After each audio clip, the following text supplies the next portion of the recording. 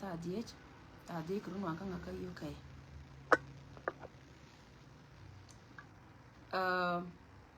goro ba barar gwa me kere nin che kere nin ka barar ka update ka kor ka me tianga da na chalar gat kon she chalar ne kon pin katana na take kuma wi da goro ba rai ba ka te kon lat ka rodien ka wakwaran ka la acting chairman what document we ka jaka ka US te ka advice ma kam kon ner community mi ci ben ka maktab dan changa je ba kon ba advice aro ina na ba to ne riet ka lo anga ko biya ka cha ka ne kon information na me cha je changa kernin ka je anga yoda karam ke na grade up bor ko queen na to kon tare do aran ka ko be changa je ne ji ko be wo yen charo den nyoka da na kareu chiga jiena lago char biene dan wal mwan cha ka ne ne de kon ta dor ka ga ta kon chal ke jigreta pibor chiga jiena lago kan waka na redo arien waka ka greta pibor alago kan bi ko ben ka duob la char nan bi ko ben ka duom nyandiet confirm roye mo cha ga yore karam kel kan ide kon chal ke jiamni en go lari na da go duom nyandiet ne te kon de sino dien chagwa jendo be ben ga kare men dong dien chine de tot chika do ka gar nya lew ne de tot chi do gar nya lew wi da bat kan ne nyati de long titel mai titel arbeni wa ka jana ngwan wudara yes wa ka 42 vehicles tin kon ne chuo ka mai kenti dit tin kwa la goro ba no re ra ka ko be yo ma jeno no ngarar ka gore je alien ka ne kon wo gore je wo jen bia confirm de ne de kon chal ke jiamne de ko wo ka kan pan ken de ko jale chang ko gwa ma jali yene de re wo gwe ka wang dun mi chiang ay go pu yu ro en lar ke ye to a che pentin la wo chala to ka ne de kon raj ka de yen menan to non ka lene ba ka kan ne de kon ta ke la gar nya le de to non ka lene chan che ye bele gar kareo ko ka ne de to cha ga ban pinga mai ken to la kilene but goro go bia confirm to ling ro en na lat ke ne ko kien goro go bia confirm lar ne jam ni lar ne de kon la limo go na to ne de kon jal goro je wo yora wang dun wi da me de wo gwe we da go tedi ro mo je na ne cha nang che cha no ko ne ji ja ne geng en go baba lar ye wo ro ye panelat ke marmar wo kana bi ka ji ne bi ka loy law te la law mo loy ka tin do bla ko te lo me de ben ka chen chi wo ba la wo ka bi ko pen na ka do mi we ne ne to wa ne to li den jo ngo de tel do mo ben ka kare ko ta me wuki de ma bata ngai ko ndi ale go wo da re ni ne ta be benen yer la ma ga wono piu ka mere pa na ro den ti wona kan ka ma bana kan pe so ro ma je ne go ra ba la ye ne ko na te pin che yen chi ma ra dial tin ko na le yana len go kan ti tan ken chi ga jien chi ga wo ka do gre ta pe bor bi ka kulo ben ka do nyandi shi ka waka do greta pe bor kan ta wi da ka kan arbe ne ken di dia cha nang to ken bi wo ben ka do nyandi so ro mo cha la da ne kon gore je go mi chen ka kai ni wujan ta chunga chen ka kai ni mi te ka kai mi cha kai kon cha ba pali bina barar ba balar kon ka ku ka to bi ka chogo ka kon mi cha na kala liang na la ne tin cha nan tin ko jen te no kon re kur ka ne de kon gor ka je ba dor ba be nya ken no mo jen ken na ba gor wa balat me dong dien me la advice me ba kam kon mer community ngan nya ndo cha nga kam la de me ne kon nga jogan balara me biti dia du kala ko baka translate ka tong nas ko ne to ngana ken ti dena ken ka kon ti linga tu ne ti gur wa nga ga te de ne kon go gan balara ma balar kel ka mi te ka me la ro de jam ka gor wo ba linga mer community la kam ga nga ba nga jo walare kon cha ka bi ne nga da ne ci kuwar shi acting chairman te jien te waka US mi cha dole muktaba wakan bi ka biet ka tembalat ka kwide an shi wo lo ka je alawo betenti na ne ci ben ci men ci ben ko kon ne de kon chal ka ji ayu ne tu wana kan ne kan ji ju ben to ma ga gudi no de kon je de wa mi ci kyong ke chob go de gor ka je ba lat ka do banan la do pyunga tele ma ba nyos ka media je ne ngen kan tam ne ngwa di ala kon tegatin tele ma nyol ka media ngai yana go tai de gang te kel ka je te ka US ne wan te ka tun wana kan ni cha gore muktaba wakan ba ka lat ka pin go ba ka lat ka pin ma ke lo no go lo ka kwar ka chalo no go men jel kuar jela karo ade tele ne kati lakini to kon chal ke jitsia ka dan shi ne to kon la jitar tin go karo de no go mo de jeken gor ka je tom karo kon ta ma kon ne to kon chal ke na to right tom karo kon ko jen gor ka je bana kulo ngok a wagan ba yo go kon ne tin dia la kon right ka social media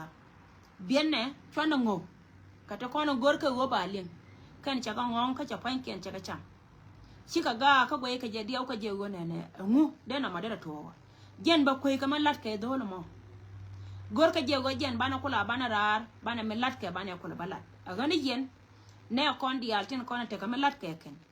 palla ka let ke na kon lat ke ma be joye go kan bara nyol ka media mi ja ye chol yen je le kana mo che en gwa mo ka tin mi cha lariye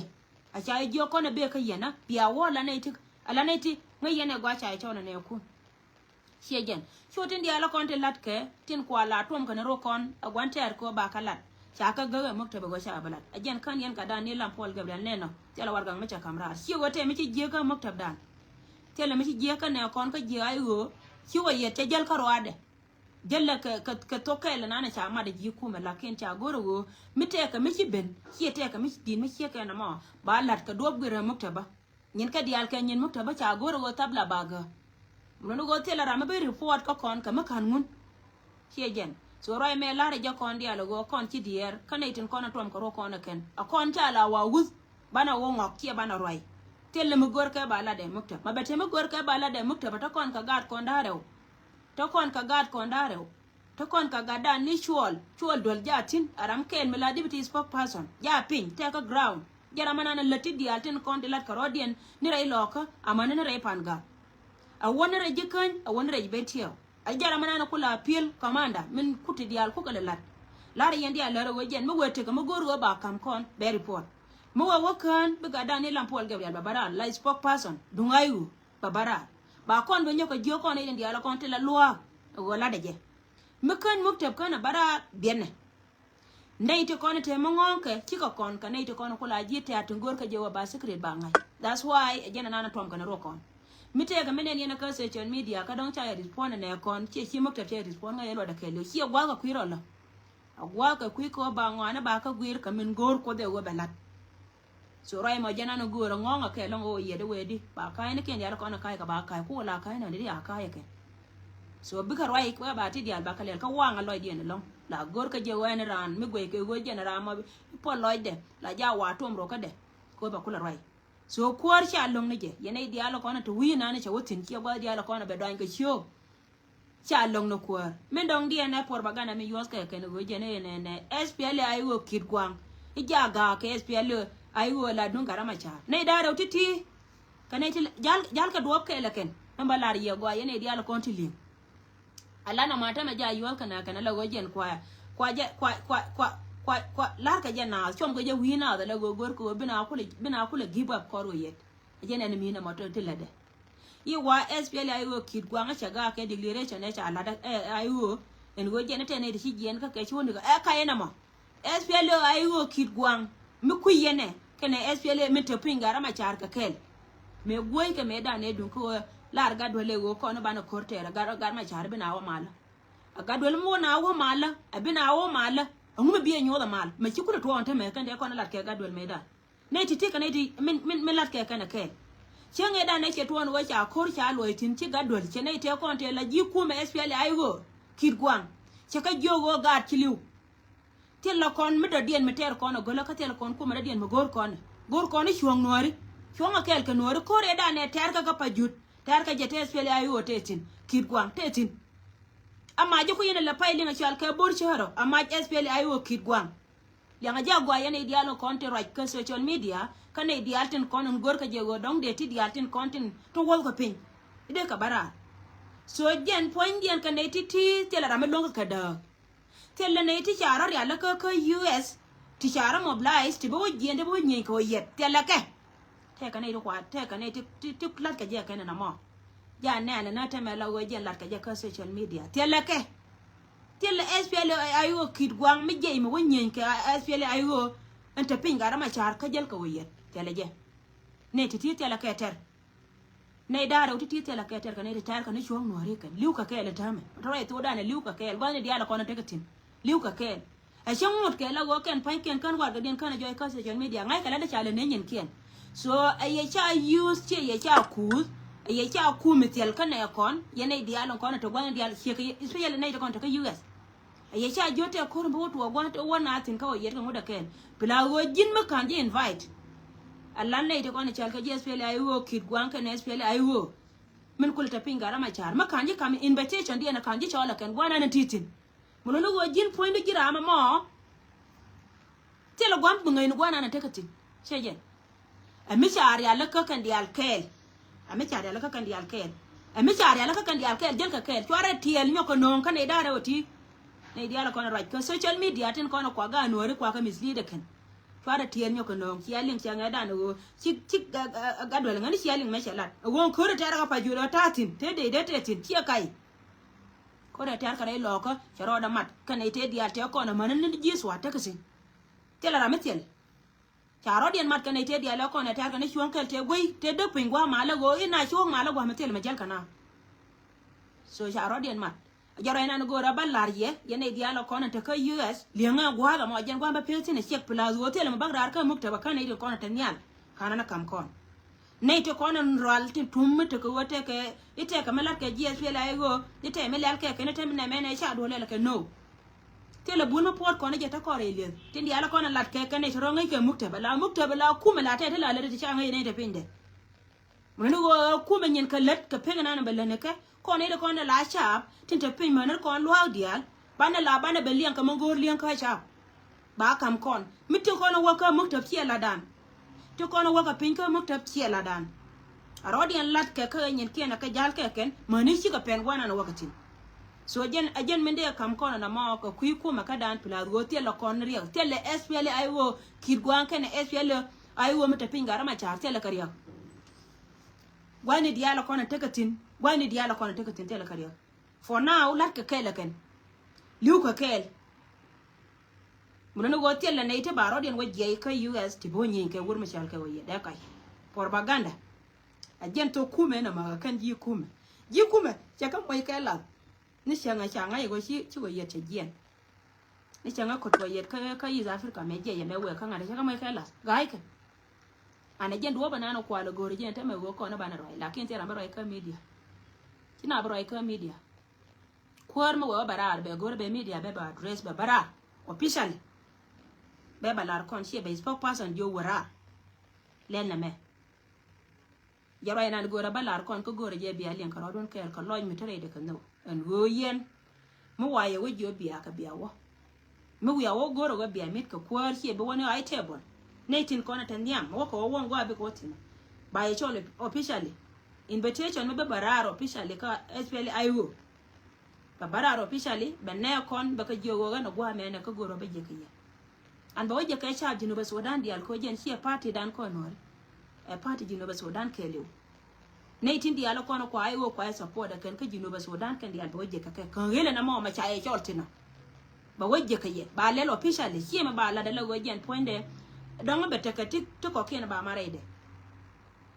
agane kon me bit kon ka social media ci kon bit ko kon channel load on ko social media here don ci platform no kon ci kala nywan no te mala kan je muktab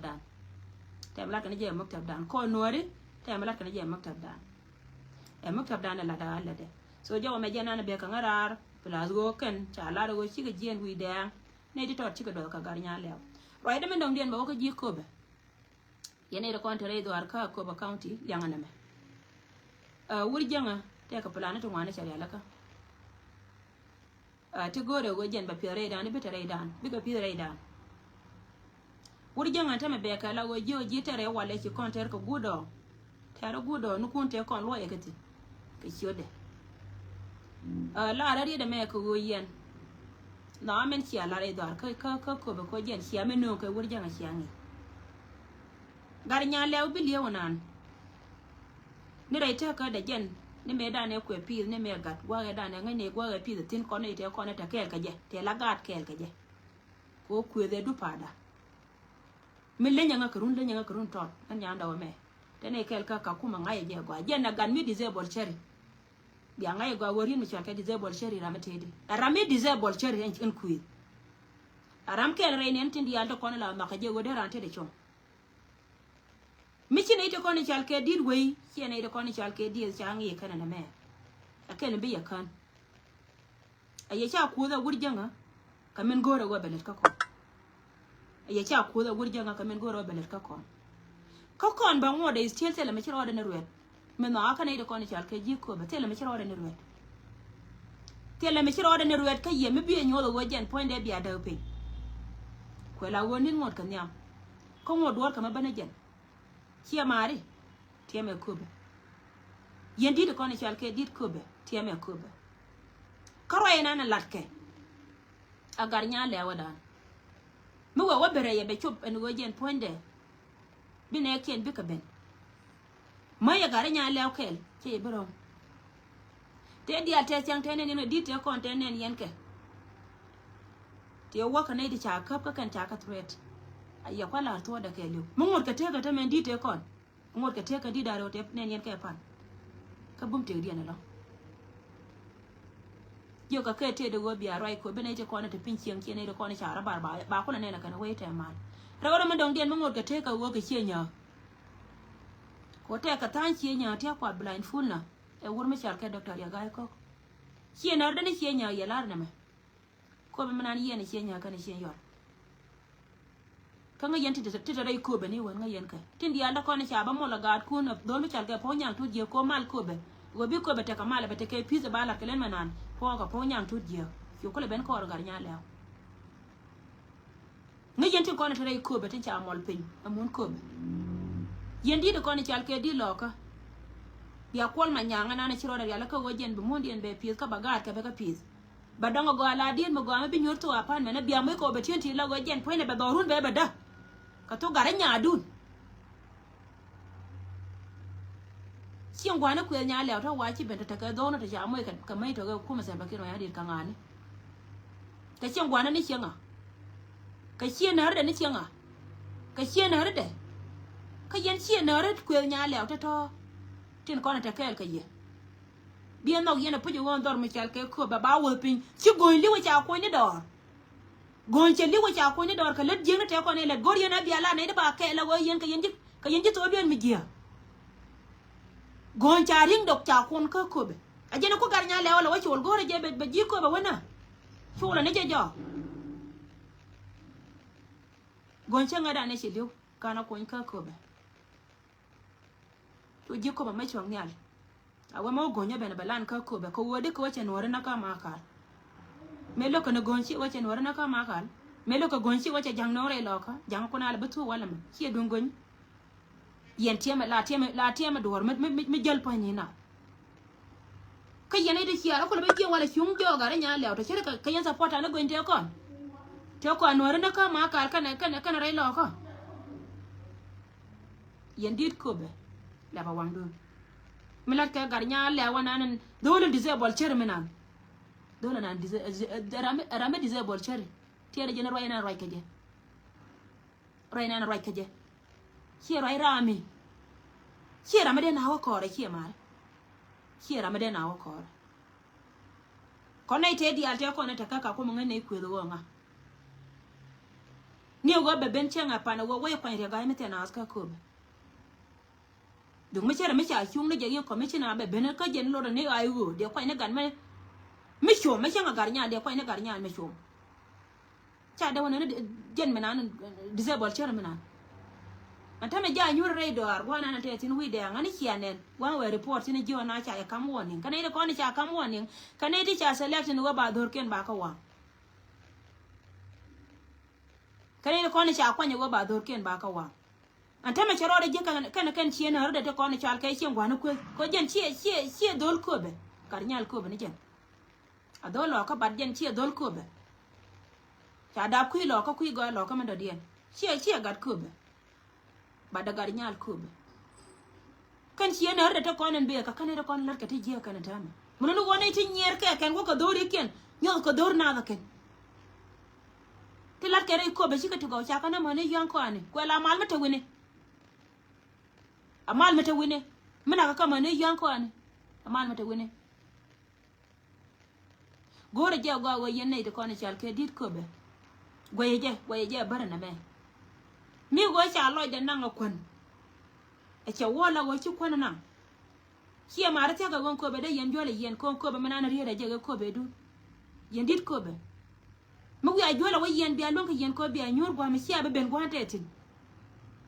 adut ka joy ko be kane nim ko be ba ko lo roi ajen be gar nya le nga yo cha lo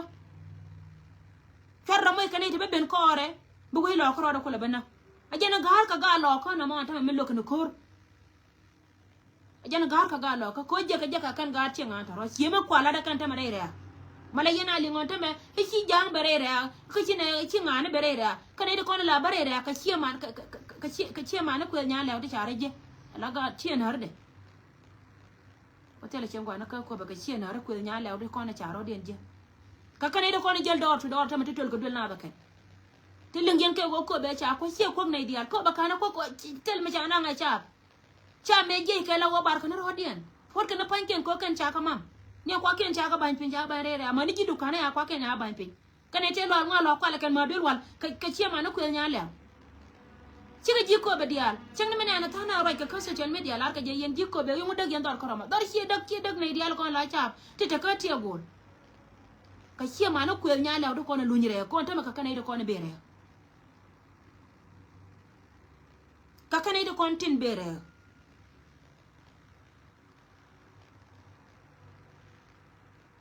ti lo go ra de me bere golo ne to konen bere ka chi ma na ko nya le bra ji ku me tin ko no kwa to kwa la baba joy ji ko mai go to kon la kwa la baba joy ba ji ko be cha ba na ka dial cha ka ngan cha kwa dial tin bom bom cha ka ko ka ken ha ka kana ido ko na ta ma cha del wal cha da kan cha wal del wal cha ka de kan kwa ka la wa ko kan ba cha ra bar ba kel kana cara barba kel kana ka kana lingen ka to ku yer ne wi poma ka kan siema na ku nya le ne te ko ne chal ke cha do ar mi chal ke ko be kan dial ka tie gol ci ka waka tie gol kan dial cara bar ku bunya kana ide ko na to wi poma ku yer te ngo kan yer kan goy kan ko be kan nyura gwan te ka tin ka kan siema na ku nya le nda kare ci ka ji ko ba ka ci ka ga lo ka ko ke te ko den be re lo ka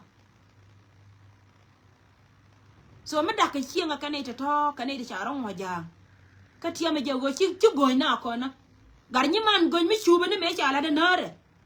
alia me che ka lia ga chi go nya lar wi nuori a chi le continue re dwar ka ko be yen di ko be yen dit ko be a chi le continue ka ko be abiga lo ko te kon biga le batu ka te garnyi man go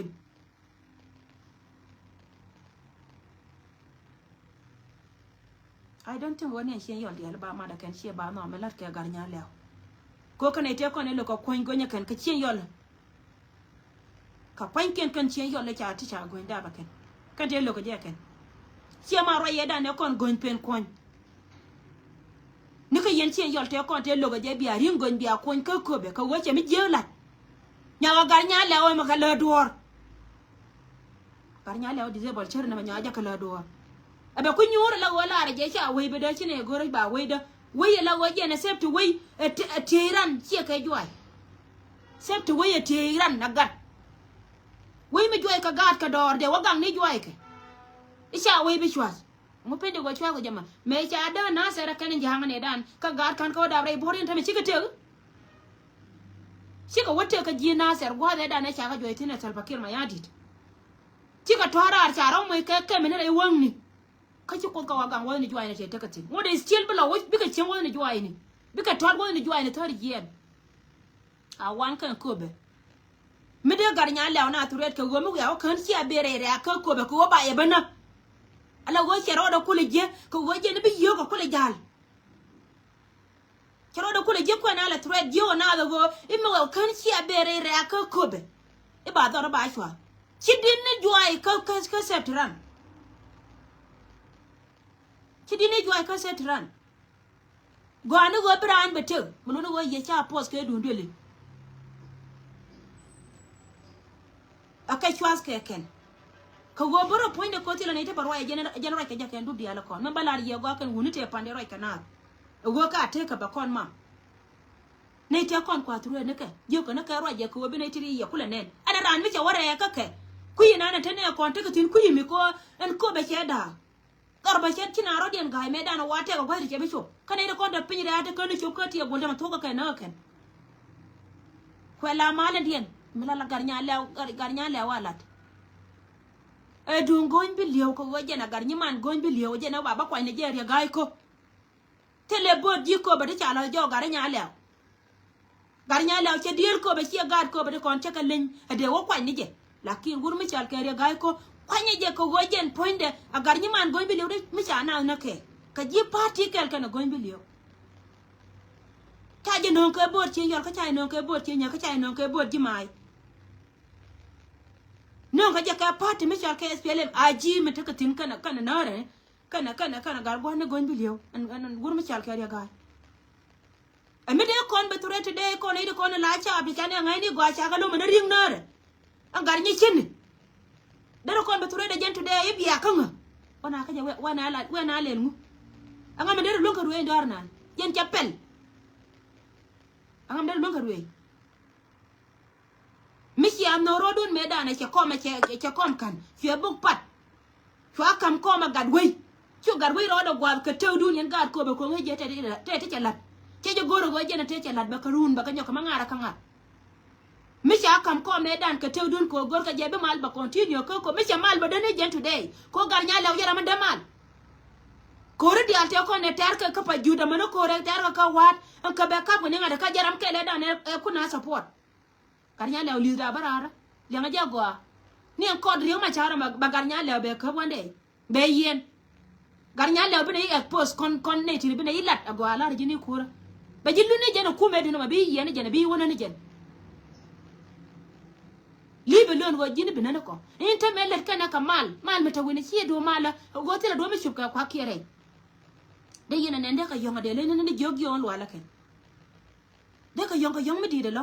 tela mal meta ka ke kwa chab le pel kwa kala jo biare ka kwa kala tret ke go yeni jo ka ye ba te kun ba ka wa mo we kan cha te kun cha ka wa mo we kan chi abare ba te kun ba ka wa mo cha ka wa ma kan joi ma cha wa nga cha dam dar ma cha ka ko ba weza bakan na wetin akoba west chada kenyir anai to kone nyer kana kone de kone dakare lo ka ken chiri udi na ga jane kana ga tate kone cha no pula ga buli no ka kan ga lo ka kone nyer ka lo ken agoni yene de kone la cha aye cha pel ito go ko yen pain kuna ba do run ba wa nga wa kan chi ala kwa ane duor me la tew emem wera dini tewran jena lan minyam me waya wa pele kanti di ala kona la wajiya kana na kaka kan mane yon ko ani har ya duno biya ku liuni yen cha bi kona cha ka cha ko be karama la mai ka credit ramata ka ba liyo gar nya le wadan cinara na tu rolan ko nori cinara na tu gombi liyo cha na tu chana tu ka makal rameda ne na ka makal goin bi liyo kana wur mi chal ka garwo ma chi ne de ma parwe ka kon ko nori to garwo na do to do ko jube chi goin na ka makal fio na wonyo na rai loko anga me de ko kuitara de gar ni man goin to go nya kalani ah chi mare anga me yong ka wal ke ne janga ne do ya ya blind full chi lew ka wal jani ka wal ken raja ka kuido nyen chape kono waran ci luy rew tele yere ma biya luynte me wanga ja wanga ala kuwar kai nim ne ko bakar wade ci kuwaran akwa tal bakir ma yadi nei to kono baro dien le tibe ben kor gare nya le bana ka chunga ego ka kan jang tinda ke kub ba ko chu gar jani a jang ro dien le ci ma bin wori chunga la nori gen bil ya ngo gore da a jang barar kan dial pala jang barar ana rami ci roda no wo be to kuj bala jang ko ne diala kon ga jang minan ci kumen telo kume de doang na kagat telo kume de doang na kana gat telo je telo kume de do chaba de chwa telo je kuma la gang na me cha gwenye ne dan ka wurur du mo goro ne je to la wo ku me jina ba Sudan ngo kana na cho pala ne ka wurur te ka gwaje na kana ti no gwaje cha na nakti na la wo kwa lo po